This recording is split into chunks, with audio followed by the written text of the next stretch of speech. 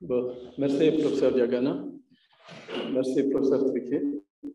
Donc, nous allons clôturer la session et la journée aussi avec les étiologies des épilepsies.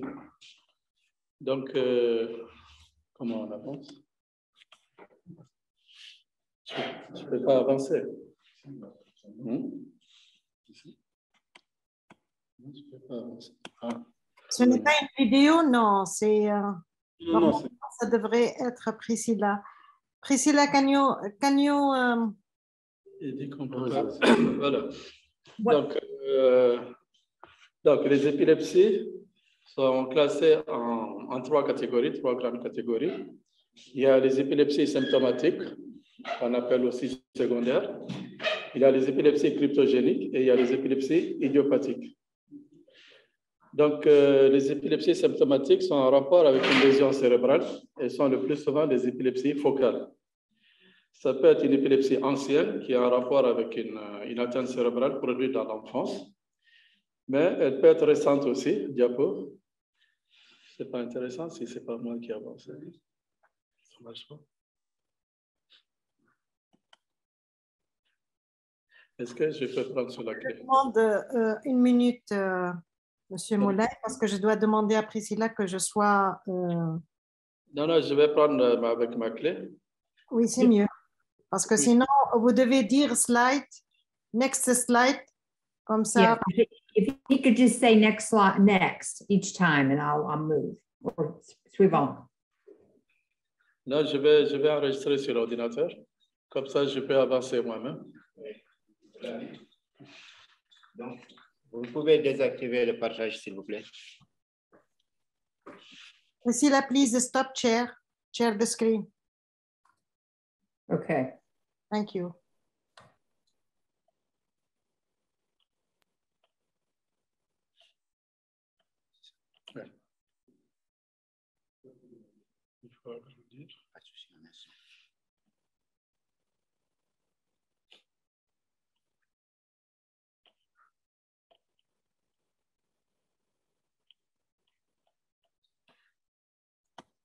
Ici? Pour avancer, pour retourner. OK, donc je reprends. Les épilepsies sont classées en trois grandes catégories. Donc, on a les épilepsies symptomatiques, qu'on appelle secondaires. Il y a les épilepsies cryptogéniques et les épilepsies idiopathiques.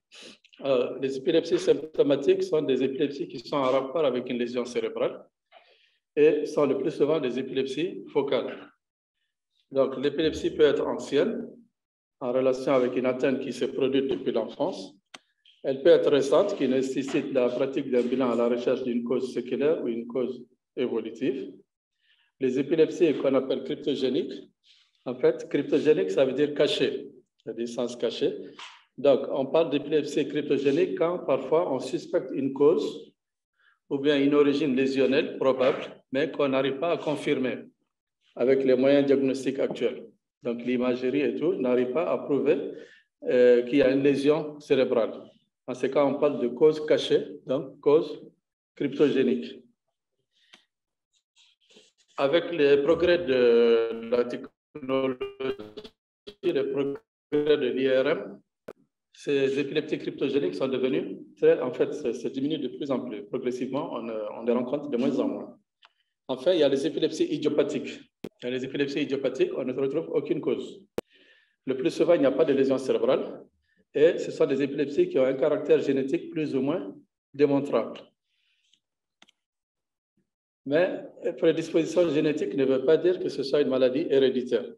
Donc, les épilepsies dites génétiques ne sont pas forcément des maladies héréditaires, donc transmissibles.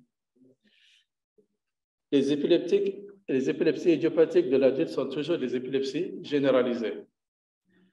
Ce sont souvent surtout des épilepsies qui datent de l'enfance ou de l'adolescence, qui n'ont pas guéri et qui sont souvent à rémission durable sous traitement. Donc, le traitement, souvent, est suffisant pour contrôler ces genres d'épilepsie.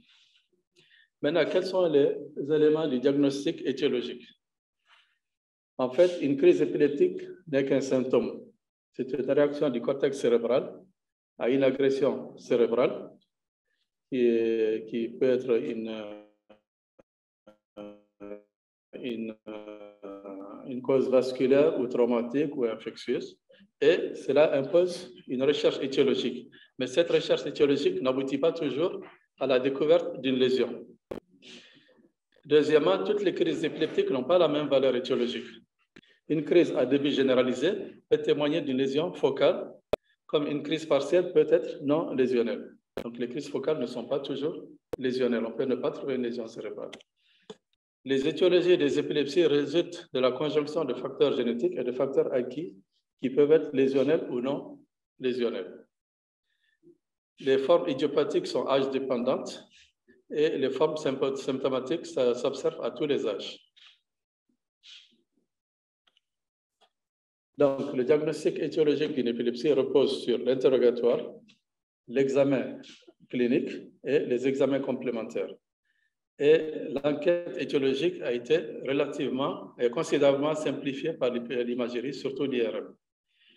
Donc, on distingue les épilepsies génétiques, les épilepsies structurelles et les épilepsies de cause indéterminée. Donc, on va voir les épilepsies qu'on appelle génétiques ou idiopathiques. Elles représentent environ 40% des épilepsies. Seules quelques-unes sont accessibles à un diagnostic chromosomique. Les autres sont rapportées à une origine génétique par les données électrocliniques, le contexte familial et les pathologies associées.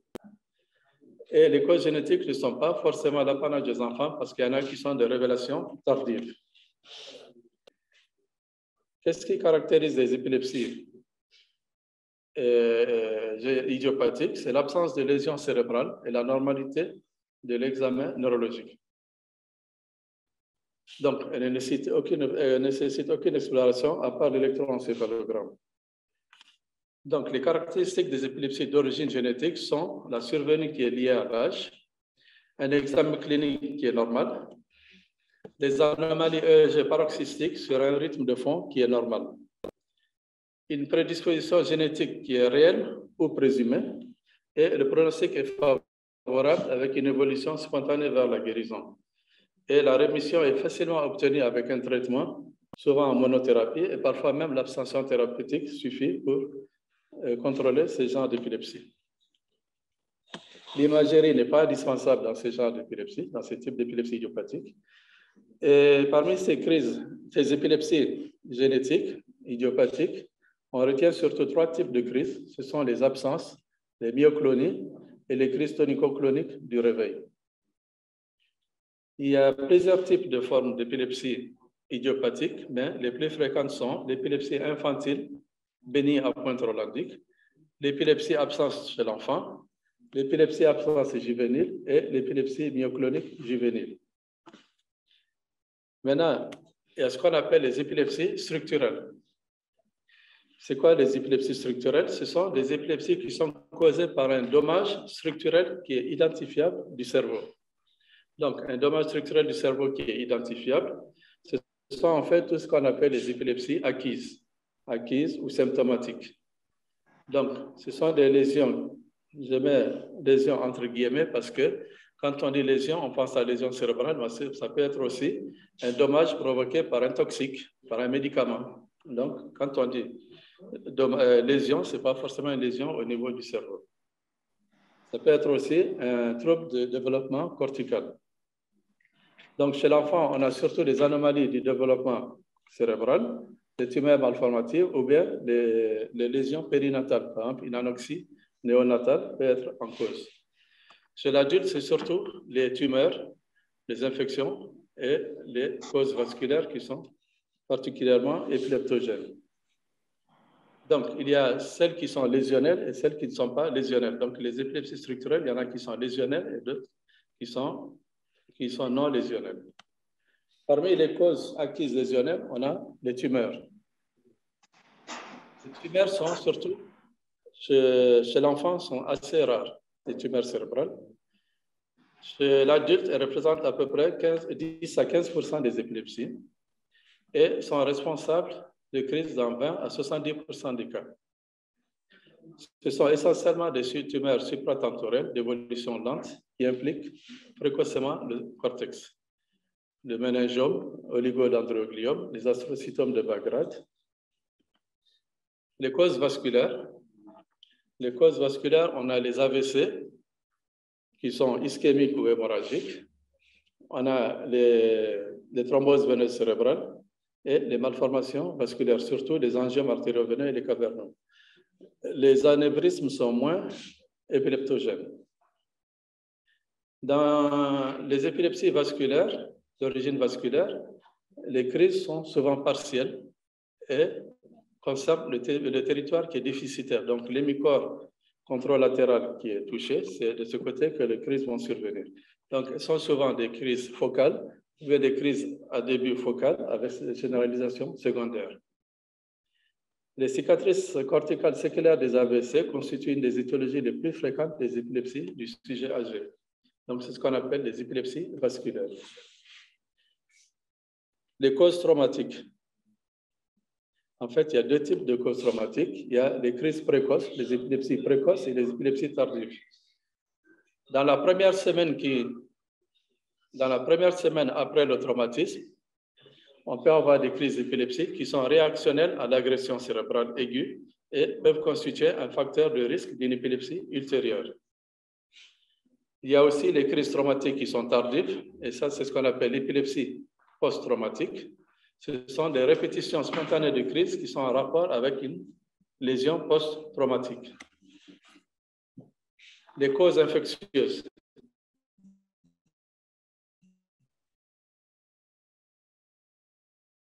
Les causes infectieuses de l'épilepsie, les encéphalites, les méningoencéphalites, les abcès cérébraux, et ce sont des infections qui sont particulièrement épileptogènes.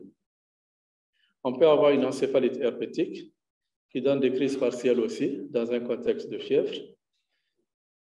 Il y a la neurocysticercose qui est la cause principale d'épilepsie dans les zones tropicales, qui est due au ténia du corps.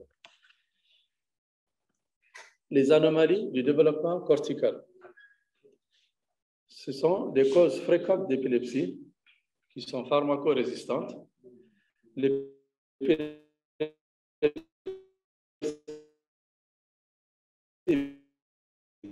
peut débuter à n'importe quel âge, trouble cognitif.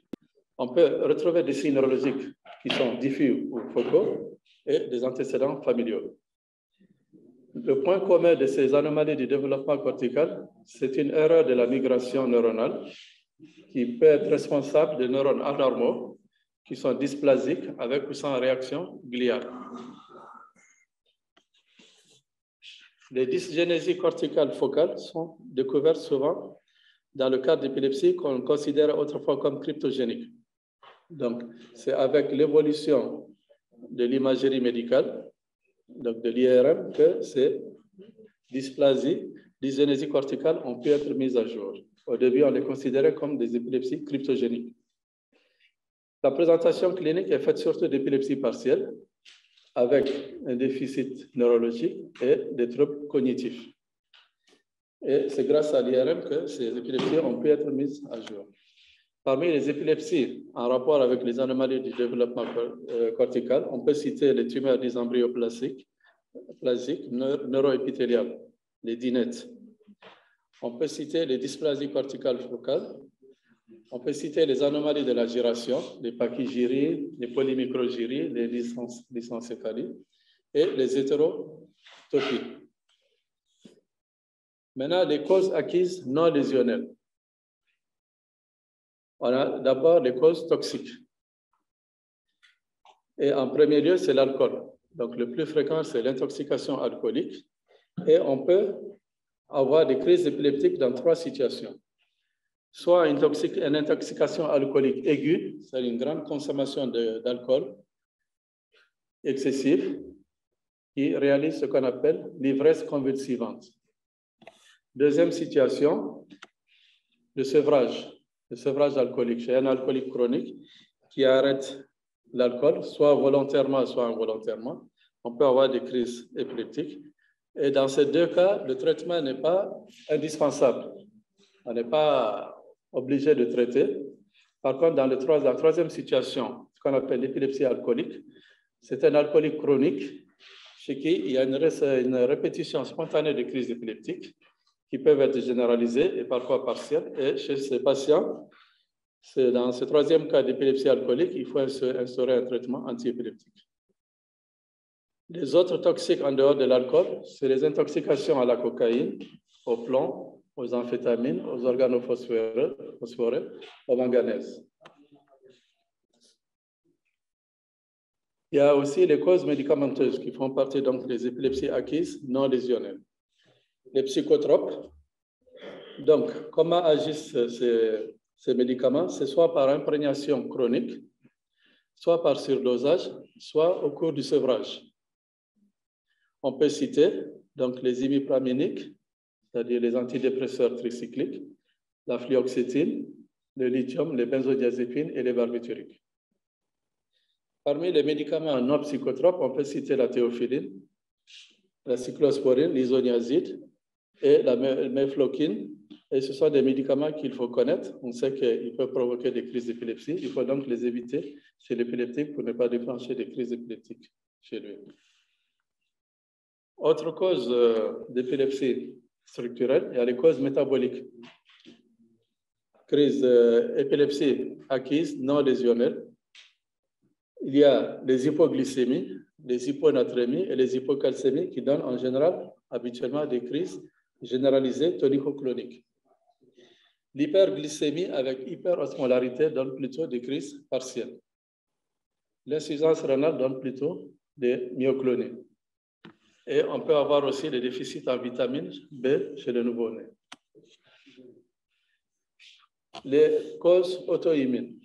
Les causes auto-immunes, on va citer comme maladie auto-immune le lupus, les encéphalites à anticorps antirécepteurs NMDA, les encéphalites à anticorps antiacide glutamique de carboxylase, l'encéphalite de Rasmussen et l'encéphalite limbique d'origine paranéoplasique associée à un cancer pulmonaire à petites cellules ou à une tumeur testiculaire chez le jeune homme. Et on termine avec les épilepsies cryptogéniques pour des causes indéterminées, qui sont des épilepsies dont la cause n'est pas connue, mais chez lesquelles on soupçonne, on pense à une cause lésionnelle, mais qui n'arrive pas à être prouvée malgré l'imagerie. Donc, ces épilepsies cryptogéniques ont tendance à diminuer depuis que l'IRM évolue, donc l'IRM à haute définition, fait que ces épilepsies sont devenues de plus en plus rares, les épilepsies cryptogéniques. En conclusion, donc, on a dit que les épilepsies sont de trois catégories, symptomatiques ou secondaires, cryptogéniques et idiopathiques ou génétiques. Donc, les épilepsies symptomatiques sont en rapport avec les lésions cérébrales et sont le plus souvent partielles. Les épilepsies idiopathiques présentent un caractère génétique plus ou moins démontrable. Et les épilepsies idiopathiques de l'adulte sont toujours généralisées. Les diagnostics, les étiologies des épilepsies résultent de la conjonction de facteurs génétiques et de facteurs acquis. Les diagnostics étiologiques reposent sur l'interrogatoire, l'examen clinique et les examens complémentaires. Et l'enquête étiologique est considérablement simplifiée par l'épilepsie et par l'imagerie médicale. Je vous remercie.